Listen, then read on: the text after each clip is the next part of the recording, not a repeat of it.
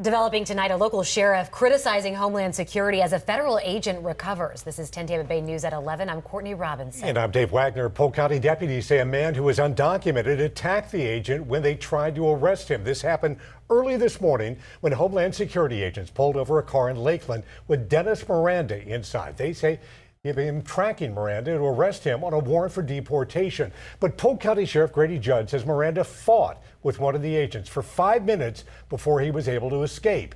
Investigators say Miranda then ran to a private business where Polk County deputies arrested him. We have him under arrest. He's smiling. I bet we've wiped the smile off of his face. Miranda now faces several felonies, including battery on a law enforcement officer. The federal agent involved has a serious shoulder injury and is expected to recover. His arrest comes as Sheriff Judd criticizes decision-making at Homeland Security and ICE, even though the sheriff says he has a great relationship with the local agents. As 10 Tampa Bay News reporter Chris Hurst explains, some of his complaints are with Homeland Security Secretary Kristi Noem. He's smiling.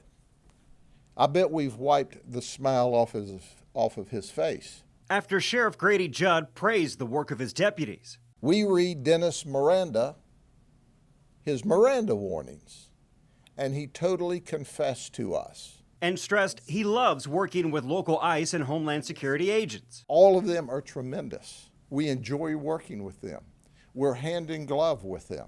The sheriff questioned why his deputies weren't called to be backup for a traffic stop that turned into a fight, adding it was after Miranda fled that a request for help was made. We've already espoused to them, look, if you're going to a home and you have a warrant and you ask for backup, we will go there and back you up while you do your federal job. So they decided not to do that on this occasion.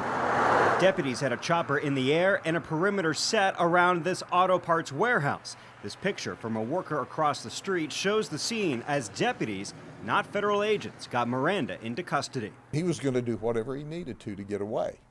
He didn't pull a knife or a gun and stab or shoot these folks. He fought them. He's 21 years old and he's a strong young man. And he also made pointed remarks again at Homeland Security in D.C., accusing them of trying to poach his deputies by sending personal emails with info his office routinely sends to the feds. That was low rent and unprofessional.